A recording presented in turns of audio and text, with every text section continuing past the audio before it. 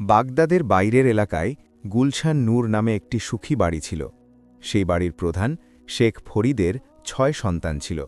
সবচেয়ে ছোট ছেলের নাম ছিল আব্বাস। আল্লাহ আব্বাসকে এমন রূপ দিয়েছিলেন যে দেখলেই মানুষ সুবহান আল্লাহ না বলে থাকতে পারত না। তার চোখ ছিল হ্রদের মতো গভীর, গায়ের রং দুধ ও জাফরানের মতো, আর চরিত্র এমন যে ফেরেশতারাও ঈর্ষা করত। কিন্তু এই রূপ আর এই সততাই আব্বাসের জন্য পরীক্ষার কারণ হয়ে দাঁড়াল। তার ২ বড় ভাই কাদির ও বশির এবং ৩ বোন জোয়া, সায়রা ও নাজ তাকে প্রচণ্ড হিংসা করত, কারণ একটাই ছিল বাবার ভালোবাসা। শেখ ফরিদ সবসময় বলতেন, আমার আব্বাসের চেহারায় আমি শান্তি খুঁজে পাই, এর মনটা সোনার মতো। এই কথা বড় ভাইবোনদের বুকে খঞ্জরের মতো বিদ্ধ।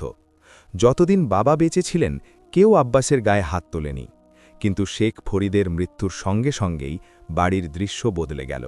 যে বাড়ি একসময় জান্নাত ছিল তা আব্বাসের জন্য জেলখানা হয়ে গেল। এক রাতে সারাদিনের হাড় ভাঙা খাটুনির পর আব্বাস বাড়ি ফিরল। তার খুব খিদে পেয়েছিল। তার বড় বোন জোয়া তাকে খাবার বেড়ে দিল। আব্বাস বিসমিল্লা বলে যেই প্রথম লোকমাটি ভাঙল, সে দেখল তরকারির রংটা কিছুটা অদ্ভুত এবং তা থেকে মরা ইঁদুরের মতো দুর্গন্ধ আসছে। সে বোনের দিকে তাকাল। বোনেরা কোনায় দাঁড়িয়ে হাসছিল। আব্বাস বুঝে গেল যে খাবারে কিছু মেশানো হয়েছে। সে চুপচাপ সেই খাবার তুলল এবং বাড়ির পেছনে গিয়ে মাটিতে পুঁতে দিল, যাতে কোনো প্রাণী তা খেয়ে মারা না যায়। সে রাতে সে না খেয়েই ঘুমাল, কিন্তু নিজের আপন বোনদের নামে কারো কাছে নালিশ করল না। শীতের রাত ছিল। আব্বাসের লেপটা ছিল পুরনো। তার ভাই কাদির চুপি চুপি তার লেপে ঠান্ডা পানি ঢেলে দিল এবং জানালা খোলা রেখে দিল। বরফ শীতল বাতাস আব্বাসের শরীর অবশ করে দিল। সারা রাত তার নিউমোনিয়ার মতো কাঁপুনি হতে লাগল। সকালে যখন সে ফজরের নামাজের জন্য উঠতে পারল না, ভাইয়েরা পুরো মহল্লায় শোরগোল ফেলে দিল। দেখো, বাবার আদরের ছেলে নামাজ ছেড়ে ঘুমাচ্ছে, বড় ন্যাক্কার সাজত। আব্বাস জ্বরে পুড়ছিল, কিন্তু তার চোখ দিয়ে পানি ছাড়া কোনো অভিযোগ বের হল না। চরম সীমা তখন পার হল যখন ভাইরা আব্বাসের ওপর চুরির অপবাদ দিল। তারা বাড়ির গয়না আব্বাসের বিছানার নিচে লুকিয়ে রাখল এবং পঞ্চায়েত ডাকল। ভলা গ্রামে আব্বাসকে চোর আর বেঈমান বলা হলো। তার ভাই বশির বলল, বেরিয়ে যা আমাদের বাড়ি থেকে, তুই আমাদের রক্তের কলঙ্ক। আব্বাস কাঁদতে কাঁদতে বলল, ভাইজান, আপনারা আমাকে মারুন, কিন্তু চোর বলবেন না। এই বাড়ি আপনাদের, আপনারা রেখে দিন, আমাকে শুধু আমার সম্মানটুকু ভিক্ষা দিন। কিন্তু তারা তাকে ধাক্কা দিয়ে বাড়ি থেকে বের করে দিল। তার ভাগে পড়ল গ্রাম থেকে দূরে জঙ্গলের কিনারে কালো অনুর্বর জমি আর একটা ভাঙা কুঁড়ে ঘর, যার ব্যাপারে শোনা যেত যে সেখানে রাতে ছায়ারা নাচে। আব্বাস এখন সেই নির্জনে একা ছিল। তার কাছে না ছিল খাওয়ার রুটি, না কথা বলার কোনো মানুষ। সে সারাদিন সেই অনুর্বর জমি থেকে পাথর সরাত আর রাতে আল্লাহর কাছে কাঁদত। এক জুম্মাবারের রাত ছিল। জঙ্গলে ছিল পিন পতন নীরবতা। আব্বাস তার কুঁড়ে ঘরের বাইরে বসে আকাশের তারা দেখছিল। হঠাৎ সে জঙ্গলের মাঝখানে থাকা পুরনো আর শুকনো কুয়োর দিক থেকে একটা অদ্ভুত শব্দ শুনতে পেল। এই শব্দ কোনো পশুর ছিল না, বরং বাঁশির ছিল। এক অত্যন্ত বেদনাদায়ক সুর, যা সোজা হৃদয়ে গিয়ে বাজছিল। আব্বাস ভাবল, এত রাতে এই নির্জনে কে বাঁশি বাজাচ্ছে? কৌতূহল আর ভয়ের দোলাচলে দুলতে দুলতে আব্বাস সেই কুয়োর দিকে পা বাড়াল। যেই সে কুয়োর কাছে পৌঁছাল, দেখল কুয়োর পাড়ে একটি সাদা কবুতর বসে আছে। কিন্তু এটি কোনো সাধারণ কবুতর ছিল না। তার পুরো শরীর কাঁচের মতো স্বচ্ছ ছিল এবং তার ভেতরে রক্ত নয়, বরং নীল আগুন প্রবাহিত হচ্ছিল। কবুতরটি খুব ছটফট করছিল, কারণ একটি বিশাল কালো বিছা তাকে ঘিরে রেখেছিল। বিছার হুল কবুতরের গলার দিকে এগিয়ে আসছিল। এই দৃশ্য দেখে আব্বাসের ভয় উবে গেল। তার মনে হলো একটি মাসুম প্রাণ বিপদে আছে। আব্বাস নিজের প্রাণের পরোয়া না করে পাশে পড়ে থাকা একটি ভারী পাথর তুলল এবং গায়ের জোরে বিছার ওপর ছুঁড়ে মারল। বিছাটি পিষে গেল, কিন্তু আহত বিছাটি মরতে মরতে নিজের লেজ থেকে এক বিষাক্ত কালো ধোঁয়া ছাড়ল, যা সোজা সেই কাঁচের কবুতরের গায়ে লাগতে যাচ্ছিল। আব্বাস কোনো কিছু না ভেবেই ঝাঁপ দিল এবং কবুতরটিকে নিজের হাত দিয়ে ঢেকে ফেলল। সেই বিষাক্ত ধোঁয়া আব্বাসের পিঠে লাগল। তার মনে হলো যেন কেউ তার পিঠে জ্বলন্ত অঙ্গার রেখে দিয়েছে। সে ব্যথায় চিৎকার করে উঠল এবং জ্ঞান হারিয়ে পড়ে গেল, কিন্তু তার মুঠোর ভেতর সেই কবুতরটি নিরাপদে ছিল। আব্বাসের চোখ কখন খুলল সে জানে না। হয়তো মাঝরাত ছিল বা সকাল হতে যাচ্ছিল। যখন তার জ্ঞান ফিরল, তখন সে তার পিঠে জ্বালা পোড়া নয়, বরং শীতলতা অনুভব করছিল। আর তার চারপাশে গোলাপ ও কস্তুরীর এমন সুবাস ছিল যা দুনিয়ার কোনো আতরে পাওয়া অসম্ভব। সে চোখ মেলল। সে তার ভাঙা কুড়ে ঘরে ছিল না, বরং মুখমলে ঘাসের ওপর শুয়েছিল। তার সামনে আলোর এক ঘূর্ণি ছিল, যা ধীরে ধীরে মানুষের আকার নিচ্ছিল। দেখতে দেখতে সেই আলো একটি মেয়েতে রূপান্তরিত হল। সে ছিল জিন্দের বাদশাহর সবচেয়ে আদরের মেয়ে, শাহজাদি মেহবিশ।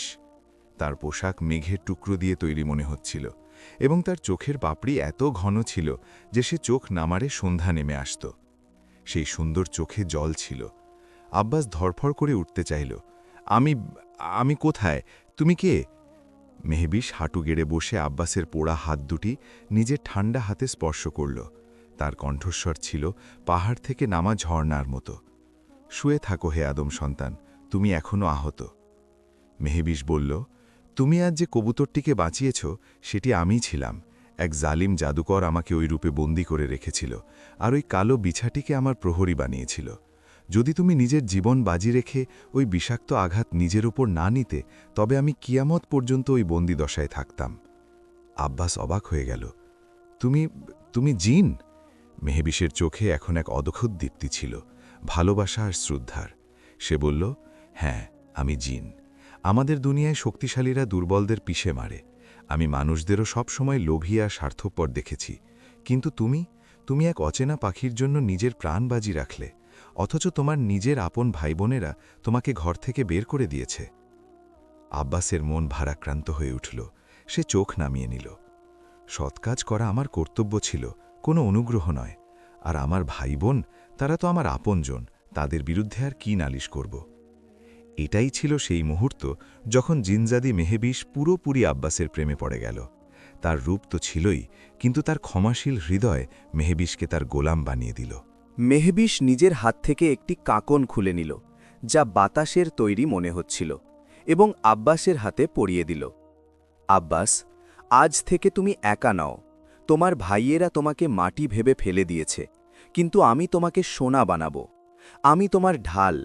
যে হাত তোমার ওপর উঠবে তা ভেঙে যাবে, যে জিহ্বা তোমাকে খারাপ বলবে তা বোবা হয়ে যাবে। এটা এক জিন জাতির ওয়াদা। পরদিন সকালে যখন আব্বাসের ঘুম ভাঙল, তার মনে হলো হয়তো সে কোনো স্বপ্ন দেখছিল। তার কুড়েঘর তেমনই ভাঙাচোরা ছিল, কিন্তু যখন সে নিজের হাতের দিকে তাকালো, সেখানে বাতাসের মতো একটি কাঁকন জ্বলজ্বল করছিল। আর যখন সে বাইরে বেরোল, সে অবাক হয়ে গেল। তার যে অনুর্বর জমিতে গতকাল পর্যন্ত শুধুই কাঁটা ছিল, আজ সেখানে হাঁটু সমান উঁচু গমের ফসল দোল খাচ্ছে। আর এই গম সাধারণ ছিল না, তার শীষগুলো সোনালি আভায় চকচক করছিল। যে কুয়োর পানি বছরের পর বছর শুকিয়েছিল, তা এখন দুধের মতো মিষ্টি পানিতে কানায় কানায় পূর্ণ। আব্বাস আকাশের দিকে তাকিয়ে সিজদা করল। এটা ছিল মেহবিশের সাহায্য। যখন গ্রামবাসীরা দেখল যে পোড়া কপাল আব্বাস এখন গ্রামের সবচেয়ে ধনী কৃষক হয়ে গেছে, তখন সেই খবর তার ভাইয়েদের কানেও পৌঁছাল। হিংসা আর জ্বলনির আগুন আরও দাউ করে জ্বলে উঠল। বড় ভাই কাদির চিৎকার করে বলল, নিশ্চয়ই ও কোনো গুপ্তধন পেয়েছে। চলো, আজ রাতেই ওকে শেষ করে ফেলি, আর সব কিছু কেড়ে নিই। রাতের আধারে কাদির আর বশির গ্রামের কিছু বদমাশকে সাথে নিয়ে লাঠি আর মশাল হাতে আব্বাসের কুঁড়েঘরের দিকে এগোল।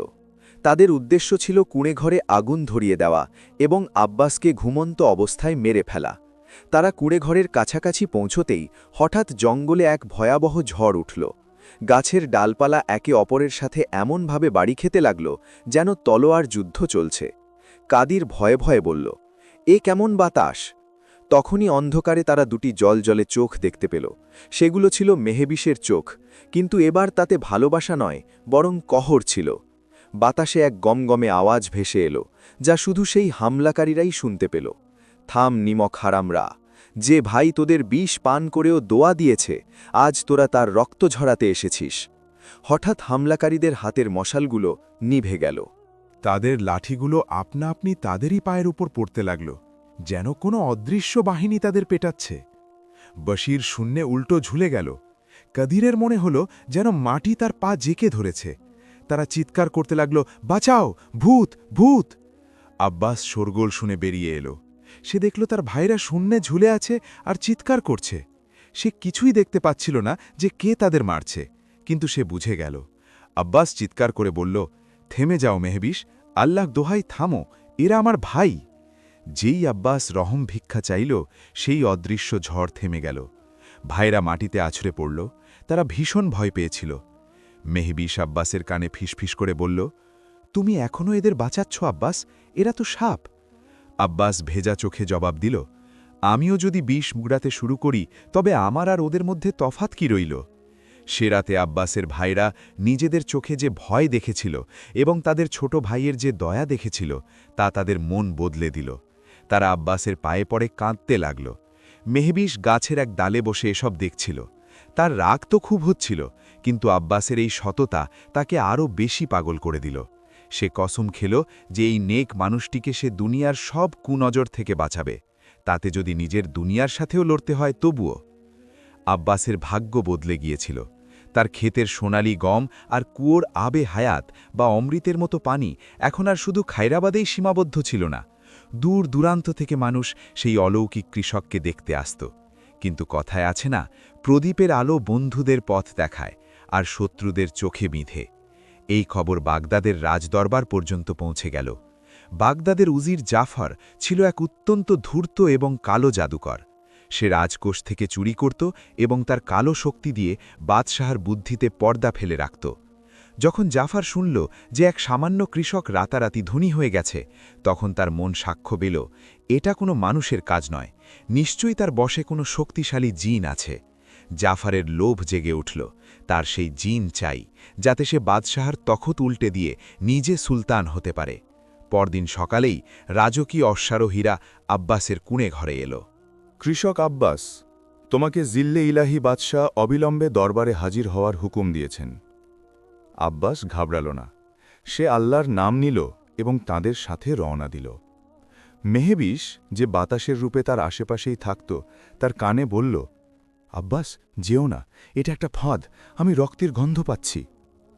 আব্বাস ধীর স্বরে উত্তর দিল, আমি যদি পালিয়ে যাই তবে ওরা আমার গ্রামবাসীদের ওপর অত্যাচার করবে, আমাকে যেতেই হবে, তুমি আমার সাথে থেকো, শুধু সামনে এসো না। দরবারে আব্বাসকে পেশ করা হল। উজির জাফর তাকে গভীরভাবে দেখল এবং বাদশার কানে কিছু ফিসফিস করল। বাদশাহ কঠোর স্বরে জিজ্ঞেস করলেন, হে কৃষক, সত্যি করে বল, তোর কাছে এমন কোনো ভেলকিবাজি আছে যার ফলে অনুর্বর জমি সোনা ফলায়? তুই কি কোনো গুপ্তধন চুরি করেছিস? আব্বাস বিনয়ের সাথে মাথা নিচু করে বলল, জাহাপনা, আমার কাছে কোনো জাদু নেই, এটা আমার রবের দয়া আর আমার পরিশ্রমের ফল। উজির জাফর নিজের আসন থেকে উঠে দাঁড়াল এবং এক ভয়ানক হাসি হাসল। মিথ্যে! জাহাপনা, এই লোক এক ভয়ঙ্কর জাদুকর, ও নিশ্চয়ই কোনো শয়তানি জিনকে বশ করে রেখেছে। ওকে কাল কুঠুরিতে ফেলে দেওয়া হোক, আজ রাতে আমি ওর জিনকে বাইরে বের করেই ছাড়ব। আব্বাস অনেক বোঝানোর চেষ্টা করল, কিন্তু উজিরের কালো জাদুর প্রভাবে বাদশাহ কারো কথাই শুনলেন না। আব্বাসকে লোহার ভারী শেকলে বেঁধে মহলের সবচেয়ে গভীর ও অন্ধকার কারাগারে ছুঁড়ে ফেলা হল। রাত নেমে এলো। জাফর জানত যে আব্বাসকে বিপদে দেখে তার সাহায্যকারী জিন নিশ্চয়ই আসবে। সে কারাগারের ভেতরে এক অত্যন্ত বিপজ্জনক কালো জাদুর বৃত্ত তৈরি করল। সে মেঝেতে নেকড়ের রক্ত দিয়ে রেখা টানল এবং কোণগুলোতে এমন তাবিজ পুঁতে দিল যা জিনদের আগুন শুষে নেয়। জাফর অন্ধকারে লুকিয়ে বসে রইল, তার হাতে একটি কাঁচের সুরাহি ছিল যাতে সে মেহবিশকে বন্দী করবে। কারাগারে আব্বাস শেকলে বাঁধা ছিল, তার খুব কষ্ট হচ্ছিল, কিন্তু সে মেহবিশের জন্য ভয় পাচ্ছিল। সে মনে মনে দোয়া করছিল, হে মেহবিশ, এসো না, এই জায়গা তোমার জন্য কবরস্থান। কিন্তু প্রেম কবে আর ভয়কে চিনেছে? হঠাৎ কারাগারের দেওয়াল কাঁপতে লাগল। লোহার দরজা, যা 10 জন মানুষ মিলে খুলত, তা কাগজের মতো ছিঁড়ে গেল। ভেতরে এক তীব্র নীল ঝড় প্রবেশ করল। এটা মেহবিশ ছিল। যেই সে আব্বাসকে শেকলে বাঁধা দেখল, তার ধৈর্য ভেঙে গেল, তার চিৎকারে কারাগারের পাথর ফেটে গেল। কে আমার আব্বাসকে ছুঁয়েছে? আমি এই মহল জ্বালিয়ে ছাই করে দেব। মেহবিশ আব্বাসের দিকে ছুটে গেল যাতে তার শেকল খুলতে পারে। এটাই তো জাফর চাইছিল। যেই মেহবিশ সেই রক্তমাখা বৃত্তের ভেতর ঢুকল, মাটি থেকে লাল রঙের বিদ্যুৎ বেরিয়ে এলো এবং মেহবিশকে চারপাশ থেকে আটকে ফেলল। সে এক অদৃশ্য খাঁচায় আটকা পড়ল। তার আর্তনাদ প্রতিধ্বনিত হতে লাগল। তার মনে হল যেন হাজার হাজার সুই তার শরীরে বিঁধছে। জাফর হাসতে হাসতে বেরিয়ে এলো। পাখি জালে ধরা পড়েছে, এবার তুই আমার গোলাম হবি, ওরে জিনজাদি। মেহবিশ ছটফট করছিল। সে নিজের আগুন ব্যবহার করার চেষ্টা করছিল, কিন্তু জাফরের কালো জাদু তার শক্তি শুষে নিচ্ছিল। আব্বাস নিজের শেকল টানছিল। সে তার প্রিয়াকে কষ্টে দেখে তার চোখে রক্ত উঠে এলো। যে আব্বাস কখনো পিঁপড়েও মারেনি, আজ তার রাগ চরম সীমায় পৌঁছে গেল। সে চিৎকার করে বলল, জাফর, তুই আগুন নিয়ে খেলার ভুল করেছিস। তুই জিনকে বন্দি করতে পারিস, কিন্তু এক সত্যিকারের প্রেমিকের দোয়াকে নয়। আব্বাস তার সমস্ত আধ্যাত্মিক শক্তি সঞ্চয় করল। সে কোরআনের আয়াত পড়া শুরু করল। তার কণ্ঠস্বরে এত বেদনা আর এত সত্য ছিল যে জাফরের পোতা তাবিজগুলো কাঁপতে লাগল। এদিকে আব্বাসের দোয়া মেহবিশকে এক নতুন শক্তি দিল। মেহবিশ আব্বাসের আওয়াজ শুনে তার বন্ধ চোখ খুলল। সে অনুভব করল যে আব্বাসের ঈমান তাকে ভরসা দিচ্ছে। মেহবিশ এক বুক কম্পানো হুঙ্কার দিল। সে তার জিনের রূপ ধারণ করল। তার উচ্চতা বেড়ে গেল, চুলগুলো বাতাসে সাপের মতো উড়তে লাগল এবং চোখ দিয়ে সাদা আগুন বেরোতে লাগল। আমার আব্বাসের দোয়া আমার সাথে আছে, তোর জাদু আর চলবে না। মেহবিশ তার হাত মাটিতে মারল। জাফরের তৈরি রক্তমাখা বৃত্ত কাচের মতো ভেঙে চুরবার হয়ে গেল। জাফর ভয়ে পিছিয়ে গেল। না, এটা অসম্ভব, আমার জাদু ভাঙতে পারে না। মেহবিশ এখন মুক্ত ছিল। সে বাতাসে হাত ঘোরাল এবং জাফরকে এক অদৃশ্য থাপ্পড় মারল। জাফর উড়ে গিয়ে দেওয়ালে আছড়ে পড়ল। এরপর মেহবিশ আব্বাসের দিকে তাকাল এবং শুধু চোখের পলক ফেলল। আব্বাসের লোহার শেকল মোমের মতো গলে গেল। হট্টগোল শুনে বাদশাহ আর সিপাহীরা মশাল নিয়ে কারাগারে চলে এলো। তারা দেখল যে তাদের উজির আধমরা হয়ে পড়ে আছে এবং এক কৃষকের পাশে এক নূরের নারী দাঁড়িয়ে আছে, যার চেহারা থেকে এত তীব্র আলো বের হচ্ছিল যে চোখ রাখা যাচ্ছিল না। জাফর তার শেষ নিঃশ্বাসে স্বীকার করল, আমাকে বাঁচান, আমি বাদশাকে ধোঁকা দিয়েছিলাম, আমি সুলতান হতে চেয়েছিলাম। এরপর সে মারা গেল। বাদশাহ নিজের ভুল বুঝতে পারলেন। তিনি আব্বাসের কাছে গেলেন এবং নিজের মুকুট নামাতে লাগলেন। আমাকে মাফ করে দাও হে নেক মানুষ, আমি এক শয়তানের কথায় এসে এক ফেরেশতাকে বন্দী করেছিলাম। আব্বাস বাদশাকে থামিয়ে দিল। ক্ষমা আমার কাছে নয়, সেই সত্তার কাছে চান যিনি আমাকে বাঁচিয়েছেন। সব কিছু ঠিক হয়ে গিয়েছিল। বাদশাহ আব্বাসকে প্রচুর পুরস্কার দিলেন এবং পূর্ণ সম্মানের সাথে বিদায় দিলেন। তারা যখন জঙ্গলে তাদের কুড়েঘরের কাছে ফিরল, তখন সকাল হতে চলেছিল। এটা ছিল বিচ্ছেদের সময়। মেহবিশ আব্বাসের হাত নিজের হাতে নিল। তার চোখে জল ছিল। আব্বাস, তুমি এখন বিখ্যাত হয়ে গেছ। বাদশাহ আর দুনিয়ার নজর তোমার উপর। যদি আমি তোমার সাথে থাকি, তবে মানুষ তোমাকে বাঁচতে দেবে না। তারা তোমাকে জাদুকর বলবে এবং প্রতিদিন কোনো নতুন তান্ত্রিক আমাদের মারতে আসবে। তোমার জীবন সব সময় ঝুঁকিতে থাকবে। আব্বাসের গলা ধরে এলো। তাহলে কি তুমি আমাকে ছেড়ে চলে যাবে? মেহবিশ মুচকি হেসে আব্বাসের বুকে হাত রাখল। প্রেমের মানে সাথে থাকা নয়, বরং যাকে ভালোবাসো তাকে নিরাপদ রাখা। আমি আমার দুনিয়া কোহে খাপে ফিরে যাচ্ছি, কিন্তু কথা দিচ্ছি, যখনই তোমার গায়ে কোনো আঁচ আসবে, তার আগেই আমি ঢাল হয়ে দাঁড়িয়ে থাকব। তুমি আমাকে দেখতে পাবে না, কিন্তু অনুভব ঠিকই করবে। যেই সকালের প্রথম আলো ফুটল, মেহবিশ বাতাসে মিলিয়ে গেল। এক ক্ষীণ আওয়াজ প্রতিধ্বনিত হল, বিদায় আমার জীবন সঙ্গী। আব্বাস চুপচাপ দাঁড়িয়ে রইল। বাতাসের একটি ঝাপটা এসে তার চোখের জল মুছে দিল। সে বুঝে গেল যে মেহবিশ চলে গেছে, কিন্তু তার ভালোবাসা এখানেই আছে। আজও বাগদাদের পুরনো বইগুলোতে আব্বাসের বিশ্বস্ততার গল্প পাওয়া যায়। বলা হয়, আব্বাস তার সব সম্পদ গরিবদের মাঝে বিলিয়ে দিয়েছিল। সে যতদিন বেঁচে ছিল, মানুষ বলতো যে তার বাড়ির ওপর সবসময় এক টুকরো সাদা মেঘ ছায়া দিয়ে রাখত, যা তাকে রোদ থেকে বাঁচাত। ওটা সেই জিন জাদির ছায়া ছিল যে তার কথা শেষ নিঃশ্বাস পর্যন্ত রেখেছিল। এরকম আরও শিক্ষণীয় গল্প শুনতে আমাদের চ্যানেলটি সাবস্ক্রাইব করে রাখবেন। ইনশাআল্লাহ আপনাদের জন্য যাতে আরও সুন্দর সুন্দর ইসলামিক গল্প নিয়ে আসতে পারি, এজন্য দোয়া করবেন। জি, দেখা হচ্ছে পরে কোনো ভিডিওতে। এ পর্যন্ত আমাদের পাশে থাকবেন। আর একটা গুরুত্বপূর্ণ মেসেজ, আমরা মুসলিম হিসাবে সবার ওপর 5 ওয়াক্ত নামাজ ফরজ। আমরা 5 ওয়াক্ত নামাজ আদায় করব, রাসূল সাল্লাল্লাহু আলাইহি ওয়াসাল্লামের ওপর দরুদ পাঠ করব। আসসালামু আলাইকুম ওয়া রাহমাতুল্লাহি ওয়া বারাকাতুহু।